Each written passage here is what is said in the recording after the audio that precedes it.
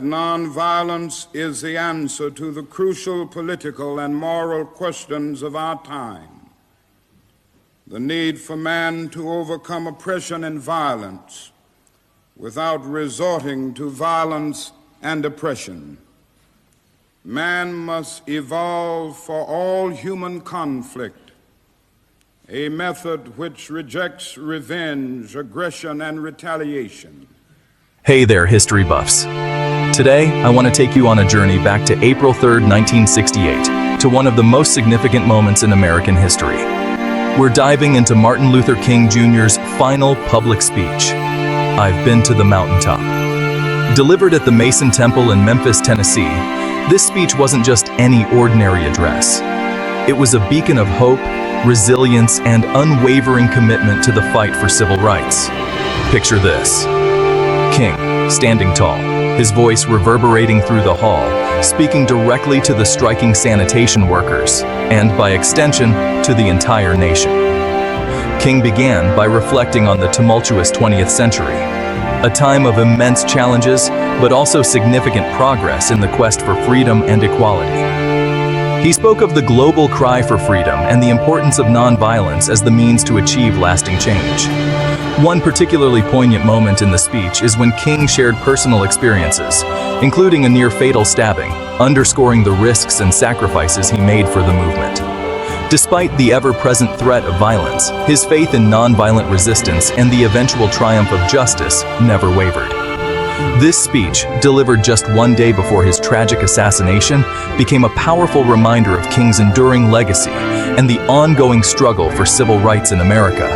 But King wasn't done inspiring the world. Just months earlier, on January 19, 1968, King delivered another impactful speech at Kansas State University.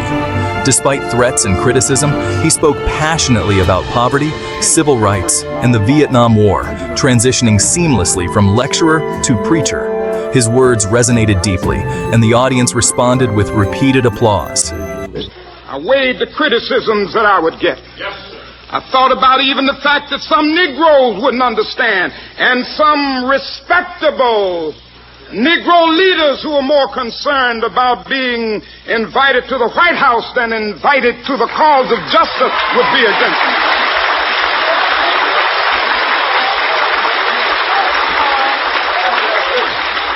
I weighed all of this.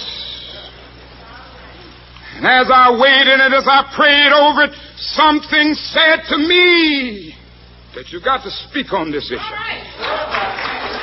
If you don't speak on it and others don't speak, I'm not going to give up.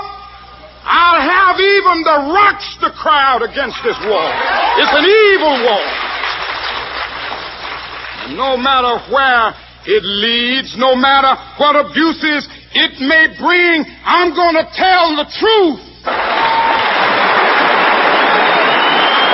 King's message at Kansas State University emphasized the urgent need for a revolution of values.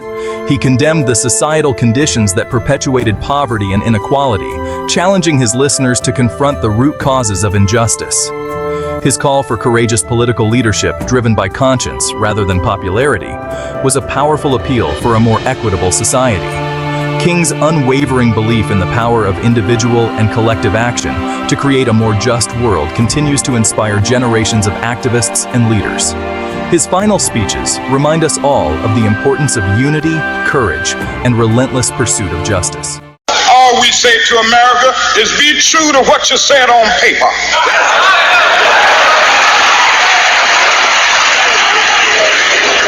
If I lived in China or even Russia or any totalitarian country, maybe I could understand some of these illegal injunctions. Maybe I could understand the denial of certain basic First Amendment privileges because they haven't committed themselves to that over there. But somewhere I read of the freedom of assembly. Somewhere I read of the freedom of speech. Somewhere I read of the freedom of press. Somewhere I read that the greatness of America is the right to protest far right.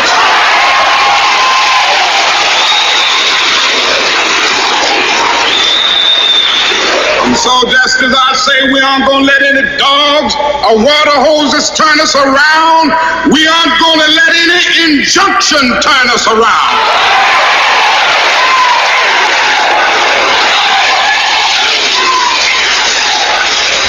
Well, I don't know what will happen now.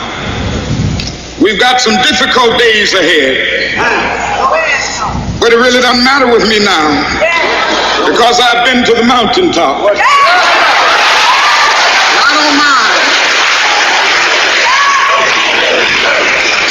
Like anybody, I would like to live a long life. Longevity has its place. But I'm not concerned about that now. I just want to do God's will. And He's allowed me to go up to the mountain. And I've looked over and I've seen the promised land. I may not get there with you, but I want you to know tonight that we as a people will get to the promised land.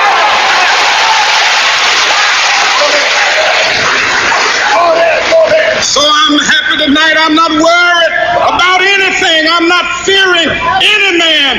Mine eyes have seen the glory of the coming of the Lord.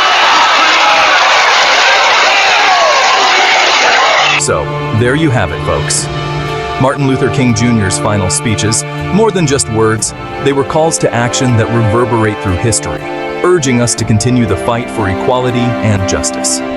Last thing Dr. King ever said to me, 5 days, as a matter of fact, before he was murdered, was he was at my home. We had just finished a strategy meeting on the Poor People's Campaign. And he seemed quite agitated after what we thought was a very successful gathering and discussion. And he said to me, I said, what's the matter, Martin? You seem very agitated. He said, well, I am. Because I've come upon a thought, but I don't know how to deal with it this moment. I said, well, what is it? He said, we fought long for integration. It looks like we're going to get it. I think we get the laws. He says, but I'm afraid that I've come upon something I don't know quite what to do with. I'm afraid that we're integrating into a burning house. And when we asked for further clarification, Andy Young was with me at that time, my wife, others. He said, America's lost whatever little moral vision it had. Its moral sense has run away from the nation.